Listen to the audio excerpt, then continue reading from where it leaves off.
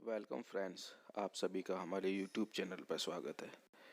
दोस्तों, आज हम सुनने जा रहे हैं एक मोटिवेशनल कहानी जिसका शीर्षक है माँ तो माँ होती है। हेलो माँ, मैं राजू बोल रहा हूँ। कैसी हो माँ? मैं ठीक हूँ बेटे। ये बताओ, तुम और बहू दोनों कैसे हो? हम दोनों ठीक हैं माँ। माँ, आपकी बहुत याद आती है। अच्छा सुनो माँ, मैं अगले महीने इंडिया आ रहा हूँ तुम्हें लेने। चौंक कर माँ, क्या? हाँ माँ, अब हम साथ ही रहेंगे। नीतू कह रही थी माँ जी को अमेरिका ले आओ, वहाँ अकेली बहुत परेशान हो रही होंगी। हेलो, सुन रही हो माँ? हाँ बेटे। बूढ़ी आंखों से खुशी की अश्रुधारा बह निकली। बेटे और बहू का प्यार नस नस में दौड़ने लगा। जीवन के 70 साल गुजार चुकी सावित्री ने जल्दी से अपने पल्लू से आंसू पोंछे और बेटे से बात करने लगी। पूरे 2 साल बाद बेटा घर आ रहा था। बूढ़ी सावित्री ने मोहल्ले भर में दौड़ दौड़ कर ये खबर सबको सुना दी। सभी खुश थे कि चलो बुढ़ापा चैन से बेटे और बहू के साथ गुजर जाएगा।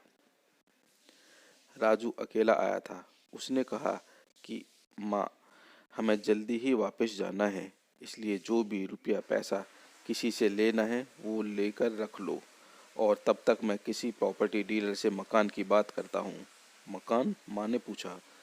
हाँ मकान। अब ये मकान बेचना पड़ेगा, वरना कौन इसकी देखभाल करेगा। हम सब तो अब अमेरिका में ही रहेंगे।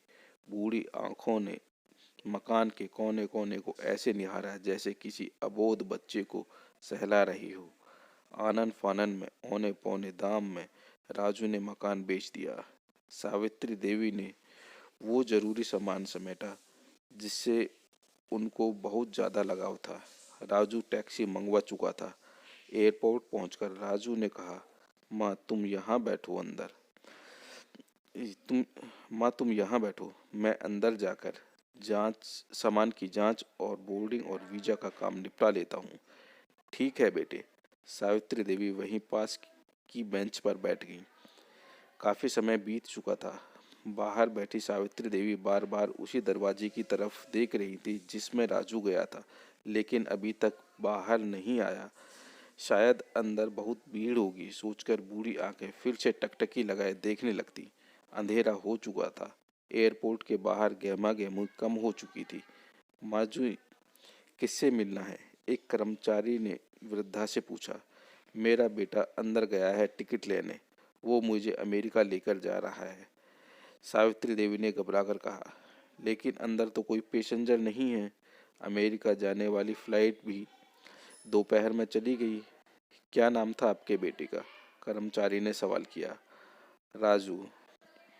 सावित्री के चेहरे पे चिंता की लकीरें उभर आईं। कर्मचारी अंदर गया और कुछ देर बाद बाहर आकर बोला, माँ जी, आपका बेटा राजू तो अमेरिका जाने वाली फ्लाइट से कब का जा चुका। क्या? वृद्धा की आंखों से आंसुओं का सैलाब फूट पड़ा। बूढ़ी माँ का रोम रोम कांप उठा। किसी तरह वापस घर पहुंची, जो अब बिक चुका था। रात में घर के बाहर चबूतरे पर ही सो गई। सुबह हुई तो दयालु मकान मालिक ने एक कमरा रहने को दे दिया। पति की पेंशन से घर का किराया, खाने का खाने का काम चलने लगा। समय गुजरने लगा। एक दिन मकान मालिक ने वृद्धा से पूछा, माँ जी, क्यों नहीं आप अपने किसी रिश्तेदार के यहाँ चली जाए? अब आपकी उम्र भी बहुत हो गई है, अकेली कब तक रह पाएंगी? हाँ माँ, चली तो जाऊँ। हाँ बेटा, चली तो जाऊं, लेकिन कल को मेरा बेटा आया तो यहाँ कौन उसका ख्याल रखेगा? आंखों से आंसू आने लगे। दोस्तों, विनती, माँ बाप का दिल कभी नहीं दुखाना। शिक्षा, माँ तो माँ होती है। दोस्तों, कैसी ही भी परिस्थिति क्यों ना हो, हमें अपने माँ बाप का सहारा नहीं छोड़ना चाहिए। हमें अपने माँ बाप की खूब सेवा करनी चाहिए। दोस्तों, अगर ये कहानी आपको कैसी लगी हमें कमेंट के माध्यम से ज़रूर बताएं, और राजू की तरह तो बिल्कुल ना बनना, अपने माता पिता का बुढ़ापे में सहारा बनना। धन्यवाद दोस्तों।